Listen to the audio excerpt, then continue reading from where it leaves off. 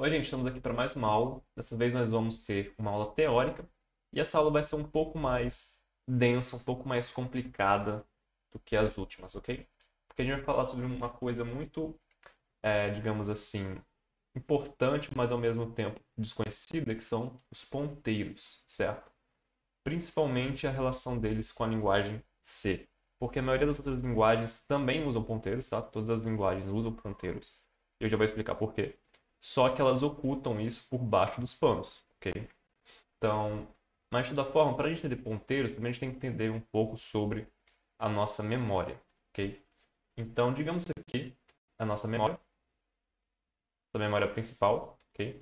Vou aqui aumentar um pouco o tamanho do pincel. E o que acontece? Primeiro a gente tem que entender o seguinte: a nossa memória é formada por blocos contínuos, certo?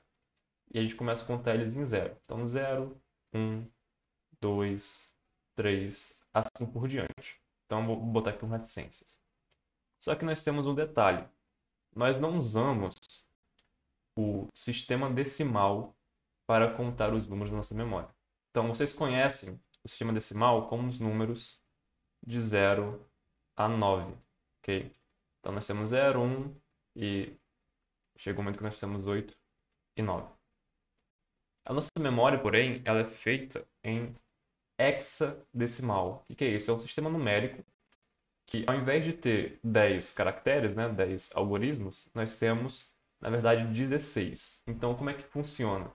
Nós começamos com 0, depois 1, e assim por diante até 9, normal. Só que o que acontece? Nós não paramos no 9, nós continuamos. Então, nós usamos A aqui tem valor 10, certo? Nós temos B, 11, C, 12, D, 13, E, 14 e F, 15. Então, por exemplo, digamos que eu queira representar um número 10 em decimal. Eu simplesmente escreveria 10, certo? Em hexadecimal, eu não teria dois algarismos, eu precisaria simplesmente de um, que é o algarismo A. Se eu quisesse representar 16 em sistema decimal, como é que eu faria? Faria um 6. Em hexadecimal, na verdade, seria um 0, certo? Não é 10, é um 0. Por que um 0? Então, por que isso? Porque aqui nós contamos até 15 já, certo? De 0 até 15. Então, o 16º, a gente vai começar com 1, ok? Aqui nessa posição aqui. E 0 na segunda posição, ok? Então, já vou entrar em mais detalhes sobre como é que a gente faz essa conversão. Então, como é que a gente faz isso? Eu vou apagar aqui para a gente ter um pouco mais de espaço. Ok? Apaguei aqui. E agora nós temos o seguinte. Para a gente saber o que um número em hexadecimal vale, então digamos que a gente tem um número A8. O que esse número aqui significa para a gente? Bom, hexadecimal, como qualquer outro sistema decimal, ele obedece algumas regras, ok, gente? Então vamos lá. Digamos que eu tenho aqui dois algoritmos, certo? Nesse caso aqui é o A e o 8. O que eu faço? Eu sei que o sistema hexadecimal tem 16 algoritmos, certo? Então eu vou ter aqui na primeira posição 16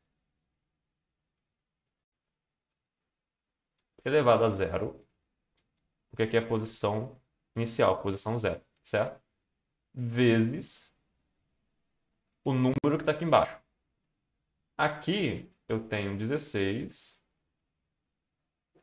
elevado a 1, que é a primeira posição, vezes o número que está aqui embaixo, certo? Então, por exemplo, 8 em hexadecimal tem exatamente o mesmo valor do que 8 no sistema decimal. Por quê? Porque em sistema decimal nós temos o seguinte, nós também temos dois algarismos aqui, 0 e 1, e nós temos 10 elevado a zero vezes, certo? Que parece um 16, mas é um 10, tá, gente? 10 elevado a zero vezes 8. Só que tanto 10 elevado a zero quanto 16 elevado a zero tem o valor 1. Então, na verdade, fica 1 vezes 8, 8. Então, eles têm o mesmo valor. Qual vai ser a diferença? Então, qual vai ser a diferença? Digamos que eu tenha 88, certo? Os algarismos que formam 88 nos dois. Esse valor que está aqui, na verdade, ele é muito maior do que esse valor que está aqui. Por quê? Se parar para pensar, aqui também é 10 elevado a 1 vezes o algarismo que está aqui embaixo, certo? Então, para a gente mensurar o valor aqui no sistema decimal, seria 10 vezes 8, dá 80, mais 10 elevado a zero, que é 1, 1 vezes 8, dá 8. Então, 80 mais 8, 80 em 8. No sistema hexadecimal, porém, nós temos 16 elevado a zero, que vai dar 8, certo? Normal. Então, o último dígito vai ser igual. Só que tem um seguinte detalhe. Aqui, nós estamos fazendo, na verdade, 8 vezes 16, certo? E aqui nós temos 16 elevado a 1. Então, isso aqui, na verdade, vai dar um número bem maior do que 88. Convertendo para hexadecimal, o valor que está nessa posição aqui vale 128. Mais 8 vai dar 136. Então, é um valor muito maior do que 88, certo? Mas por que então a gente usa isso? Justamente por representar com menos algarismos valores maiores. Então, por que o sistema hexadecimal é útil para a gente em relação à memória? Porque é muito mais fácil da gente representar números maiores usando menos algarismos, ok? Então, por exemplo, se eu quiser fazer 256 valores possíveis, na base hexadecimal eu precisaria de 3 algoritmos, certo? 2, 5 e 6. Na verdade, começando em 0, nós faríamos até 2, 5 e 5. Em hexadecimal, na verdade, eu representaria como F. F. Sendo que F aqui representa 2, 5, 5. Certo? Então aqui nós representamos o mesmo número com menos algarismos. E, portanto, quando a gente aumenta muito a escala numérica, e lembrando que memória nós tratamos de gigabytes, nós tratamos de terabytes, ter como representar o mesmo espaço na memória de uma forma mais enxuta é muito útil para a gente, certo? E por isso que quando a gente está trabalhando com memória, a gente trabalha geralmente em hexadecimal. Então, o que mais eu preciso falar para vocês em relação à memória? Como a gente está trabalhando com hexadecimal, lembrando que nós também podemos ter números que parecem com números decimais, por exemplo, aqui 88. Só que como é que eu vou saber que 88 aqui, nesse caso, vale, na verdade, aquele número que a gente encontrou, que era 136, certo? E não 88. Geralmente a gente usa a convenção 0, x e o número, certo? Quando vocês verem isso aqui em algum lugar, significa que esse 88, na verdade, está na base hexadecimal. Esse 0x aqui é só para avisar a gente que o número depois do x está em hexadecimal, ok? Então vamos lá. Agora sim, vamos entrar em ponteiros. Então, o que é um ponteiro em si? Nossos blocos da memória, eles têm duas coisas. Eles têm um endereço, aqui eu representei por 0, 1, 2, 3. E depois aqui nós teremos A, B, C, D, E e F. E aí depois 10, perdão, 10 não, 1, 0, 1, 1 e assim por diante, ok? E dentro dessa casinha, dentro desse endereço, nós temos um determinado valor. Então, digamos que esse valor aqui seja 5, ok? Então, o que acontece? Eu tenho duas informações para chegar no valor 5, certo? Eu tenho um endereço, que é 0, e tenho um valor, que é 5, ok? 5. Então, o que isso significa para a gente? Que para eu chegar no valor 5, na verdade, eu preciso entrar dentro da minha memória na casa de endereço 0. Dentro de programação, como é que é feito esse acesso? Nós teríamos, por exemplo, uma variável inteira chamada x, ok? e ela seria igual a 5. A nossa variável x tem duas informações encapsuladas, digamos assim, dentro dela. Tem um endereço, que é 0, e dentro desse endereço na memória nós temos o valor que é 5, ok? 5. E aí o que acontece? Como é que eu acesso, na verdade, o valor da variável x? Eu vou ter que ir até o endereço 0 e quando chegar lá, entrar dentro desse endereço, né? E pegar o valor 5. Como é que nós fazemos isso? Em C, nós temos dois operadores, que é o e-comercial e o asterisco. E essa parte é onde o pessoal começa a ter um pouco de dificuldade, porque esses mesmos dígitos aqui são dados para outras operações dentro da linguagem C, certo? O e-comercial a gente geralmente usa quando a gente está comparando duas coisas e quer saber se as duas são verdades. Então a gente faria tipo A, 2 e-comercial e B, certo? E aqui dentro de um if, a gente só entraria nesse if se tanto A quanto B fossem verdades. Então quando a gente começa a usar um único e-comercial, a gente pode ficar até um pouco confuso, certo? E a mesma coisa aqui para o asterisco. A gente está acostumado a fazer o asterisco para multiplicação, certo? E aí, quando a gente começa a usar ele para outra coisa, a gente também pode ficar um pouco confuso. Mas então, como é que a gente usa isso aqui na questão de ponteiros? Mais uma vez aqui eu vou apagar. Ok, e agora nós temos o seguinte, né? Nós temos o nosso e-comercial e nós temos o nosso asterisco. Então, o que o e-comercial representa para a gente? O e-comercial representa para a gente um endereço na memória onde está a minha variável. Então, por exemplo, você já deve ter visto que quando a gente vai lá no scanf, né? No scanf, nós passamos duas informações. O tipo de variável, geralmente, nesse caso aqui, como é inteiro, seria %d. E nós também passamos o e-comercial x, certo? Quando a gente quer ler o valor que o nosso usuário digitou para dentro da variável x. Então, por que a gente faz isso? A gente está passando para o scanf a posição na memória onde o x está, para que o scanf consiga colocar dentro dessa posição da nossa memória o valor 5, certo? Ou o valor qualquer que o usuário esteja digitando. Então aqui a gente já usa, só que dessa vez a gente está aprendendo o porquê da gente usar o e-comercial dentro do scanf, ok? Então, lembrando aqui mais uma vez, o e-comercial representa a posição na memória em que minha variável está. E o que o asterisco representa aqui, então, nesse caso?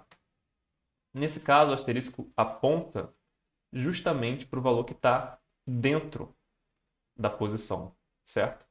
Então, se eu usar asterisco e-comercial x, certo? O que vai acontecer? Eu vou ver o valor 5, ok? Por quê? Porque eu estou usando o asterisco para ver dentro da minha posição onde está guardado o x, certo? Então a gente lê desse jeito aqui. Nós temos a posição onde está guardado o x, porque aqui nós temos o e-comercial, então é a posição onde está sendo guardado o x. E nós estamos vendo que está dentro da posição onde está sendo guardado o x. Nesse caso, o valor 5, ok? Então o asterisco aqui está apontando para dentro do espaço de memória.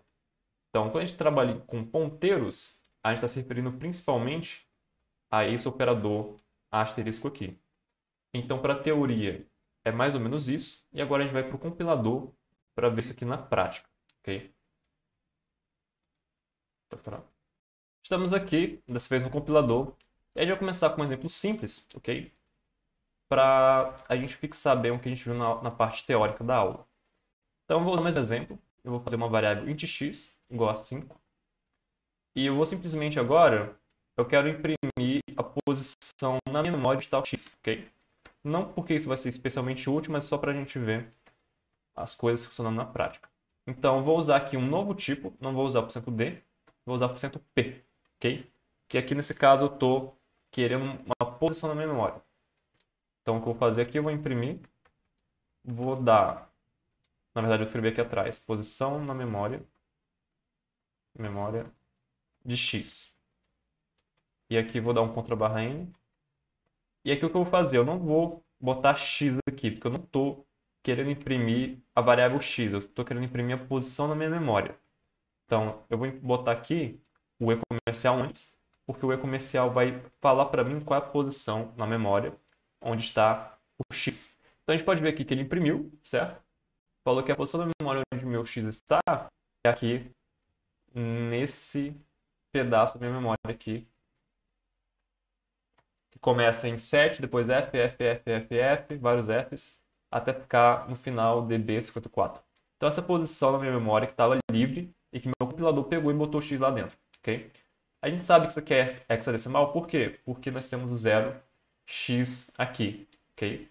Então mesmo que fosse, por exemplo, um número, na verdade, digamos, vários 5 aqui, um 7, um 8, 5, 4, mesmo que esse número aqui tenha cara de decimal, na verdade está fazendo um número hexadecimal, ok? Então sempre que tiver o 0x, é um número hexadecimal, tudo bem? Então o que eu vou fazer aqui agora? Digamos que eu queira inverter a operação e agora eu quero imprimir um valor que está dentro da posição da minha memória onde está a variável x, ok? Então eu vou fazer isso aqui colocando o ponteiro, o asterisco, certo? E aqui eu estou apontando para dentro da posição da minha memória onde está x. Vocês podem ver que ele imprimiu 0x5, certo? Por quê? Porque aqui, como eu usei o tipo de dado P, ele ainda pensa que está apontando para uma posição lá na minha memória, ok? Então, se eu mudar isso aqui simplesmente para D, transformar no tipo inteiro, ele vai imprimir só o 5, que é o valor oficial de x, ok? Então aqui ele está imprimindo para a gente x igual a 5, ok? Então está tudo certo, é justamente o valor que a gente estava esperando. Aqui no caso, né, óbvio, ele só falou que é a posição da memória porque está aqui no print, mas na verdade isso aqui é o valor dentro da posição de x, ok? Então isso aqui não é especialmente útil, certo? Porque a gente está só desfazendo uma operação. Então a gente poderia substituir isso aqui simplesmente por x, né, e imprimiria a mesma coisa. Mas aqui no caso a gente está tentando simplesmente exercitar, ok? Então, tudo bem. O que mais a gente pode fazer? Uma coisa interessante é que quando a gente está trabalhando com strings, certo? Geralmente a gente fazia char variável e um tamanho para nossa variável, certo? O que acontece? Quando eu faço isso, na verdade, eu estou simplesmente criando um ponteiro para a primeira posição dessa minha cadeia de caracteres, certo? Então, o que acontece aqui? Vou fazer o seguinte. Eu vou fazer o mesmo print, mas eu vou imprimir a posição na memória de variável 50. Então, o que isso aqui vai acontecer? %p, certo? Contra barra n. Porque eu quero pular uma linha. E comercial, porque eu quero uma posição na memória, variável. O que vai acontecer aqui? Vamos ver. A gente pode ver que ele está apontando para a posição na memória onde começa o vetor, certo? Agora, o seguinte, eu vou pegar essa posição aqui, vou imprimir aqui embaixo, e vou mostrar para vocês que é a mesma posição da primeira casa aqui, da minha variável char, ok? Então, como é que eu faço isso? Boto aqui, entre colchete 0, que é a primeira posição da minha cadeia de caracteres variável. Okay? E o que eu vou fazer depois disso vai ser o seguinte. Vou falar aqui posição inicial. Vou copiar aqui para baixo. E essas duas posições aqui tem que ser iguais. Okay? É por isso que eu estou botando dois prints iguais aqui. E o que eu vou fazer? Vou fazer a mesma coisa para mostrar um negócio para vocês. Vou imprimir aqui a posição 1, a posição 2, posição 1, 2. E ok. E aí vou simplesmente rodar meu programa. Ok, ele terminou de rodar o programa. E a gente pode ver aqui que ele realmente pegou e as duas posições são iguais. Ou seja, se eu simplesmente apontar e falar eu quero a posição do meu vetor de caracteres variável, ele vai me dar a mesma posição do que se eu perguntar para ele qual é a posição do primeiro elemento do meu vetor, certo? Então a gente pode ver aqui que essas duas posições são iguais. Então, O que mais de interessante a gente tem aqui? A gente pode ver que a posição 1 tem exatamente a mesma cadeia na minha memória, certo? Vou copiar aqui. Copiar. Vou colocar aqui no comentário. Só que a gente pode ver o seguinte. É perfeitamente igual, com exceção do último caractere. De 0 foi para 1. E para a posição 2, de 1 foi para 2. Ok? Então, o que a gente pode perceber com isso aqui? Que quando a gente cria um vetor, nosso compilador ele tenta botar em sequência todos os caracteres desse vetor, certo? Nesse caso aqui, como é um vetor de caracteres, são de 1 em 1 byte, ok? Cada caractere ocupa 1 byte na nossa memória. Se fosse um vetor de inteiros, olha só que interessante, o pulo seria um pouco maior. A gente pode ver aqui, ele mudou a posição da memória, claro, né? Não precisa ser inicialmente igual, mas ele continua colocando em sequência, com um detalhe que ao invés de 1 em 1, ele guarda de 4 em 4, porque o meu número inteiro ele ocupa 4 espaços lá na minha memória, que é aqui. Então a gente começou em 90, perdão. Começamos em 90, fomos para 94, depois fomos para 98. Depois disso aqui, nós iríamos para a próxima, certo? Para a posição 3 e assim por diante até chegar na posição 50. Então, o que a gente aprende disso? Um vetor de números inteiros com o mesmo tamanho do que um vetor de... Então, a gente pode perceber disso que um vetor de números inteiros com o mesmo tamanho de um... Então, a gente pode tirar disso que um vetor de números inteiros de mesmo tamanho que um vetor de caracteres ocupa mais espaço na memória, certo? Então, na verdade, ocupa 4 vezes mais espaço na memória, ok? Justamente porque o pulo é de 4 em 4. E se fosse float aqui? Como seria essa distribuição? Então, rodando mais uma vez, a gente pode ver que permaneceu aparentemente igual. Deixa eu ver aqui. Ele permaneceu nas mesmas posições, ok? Dessa vez. E a gente pode ver que ele continua pulando de 4 em 4. Então a gente tira disso que um vetor de float, um vetor de números inteiros, ocupam o mesmo espaço na nossa Então a gente tira disso que um vetor de float, ou seja, de números reais, e um vetor de números inteiros de mesmo tamanho ocupa o mesmo espaço na nossa memória, ok? Então, tudo bem. O que mais a gente pode fazer com isso aqui? Eu vou voltar aqui para um vetor de caracteres. Então, por que é útil para a gente saber que essas duas coisas aqui, na verdade, são a mesma posição na nossa memória? O que acontece é o seguinte. Lembrando que sempre que a gente escreve uma cadeia de caracteres, acontece a seguinte coisa. A gente está escrevendo alguma coisa, certo? Então, olá, meu nome é fulano. E depois disso aqui, o nosso compilador coloca contra barra 0, certo? Então, o que aconteceria se eu tivesse mais letras aqui, tivesse mais caracteres aqui? Eu vivo no Brasil. O contra barra 0 continua no final, ok? Por que isso aqui é importante para a gente? Porque a gente só precisa saber realmente de uma cadeia de caracteres a posição inicial. Porque quando a gente começar a percorrer, como a gente viu que eles estão em posições adjacentes na memória, certo? Tá um atrás do outro, a gente sabe que a gente pode simplesmente percorrer e quando a gente esbarrar no nosso contra barra 0 lá na nossa memória, a gente para de ler a nossa variável char, ok? É onde a nossa variável char acaba.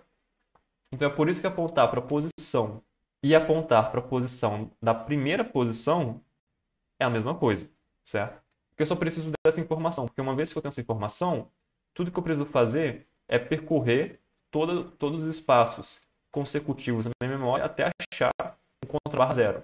E por que isso aqui é útil para a gente? Imagina um arquivo de não 10 linhas, de não 100 linhas, mas de 10, 100 páginas, 1000 páginas, certo? Um banco de dados enorme, que tem um texto muito grande, certo? É só pensar em um livro qualquer com 400 páginas. Quantas strings a gente precisaria guardar na nossa memória? Bom, basicamente uma, certo?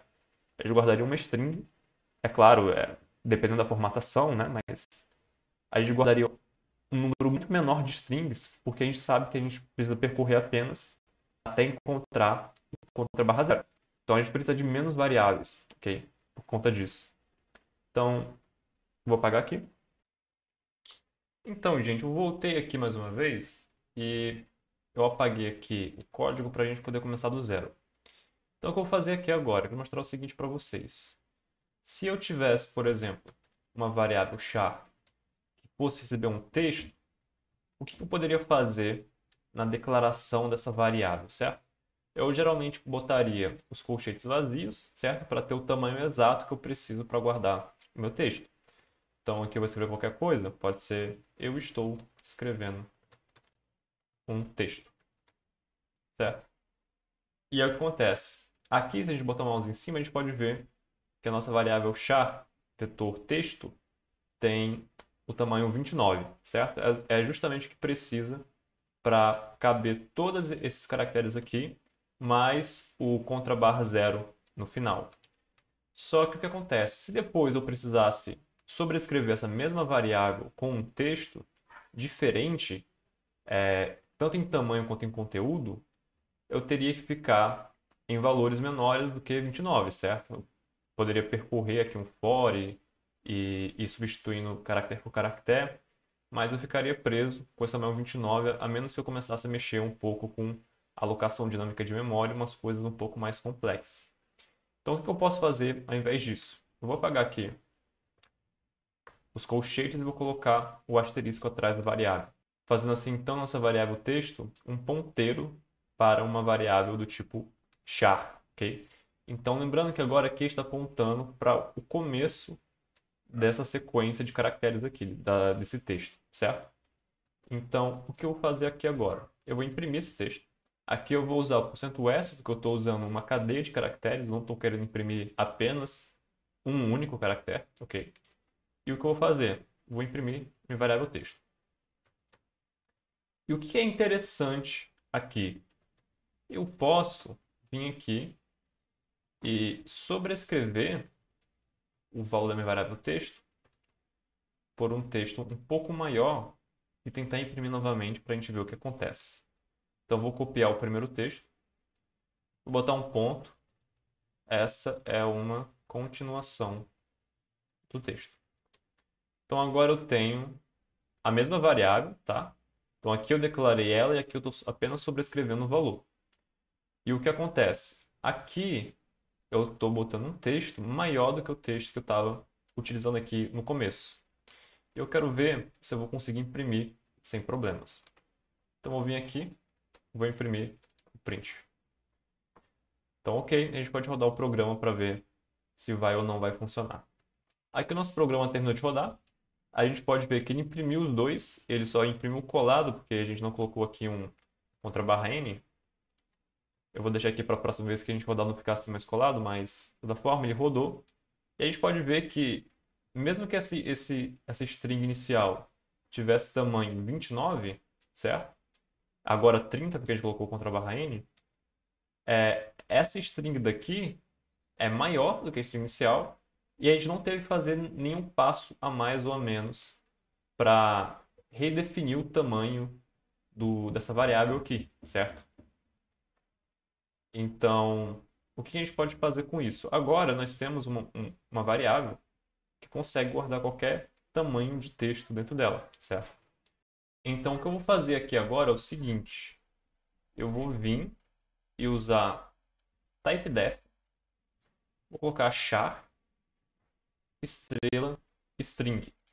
O que eu estou fazendo aqui? Eu estou definindo um novo tipo, certo? Estou definindo um novo tipo, por isso typedef. E esse tipo vai se chamar string e ele vai ser um ponteiro de uma variável char. E o que eu posso fazer isso aqui agora?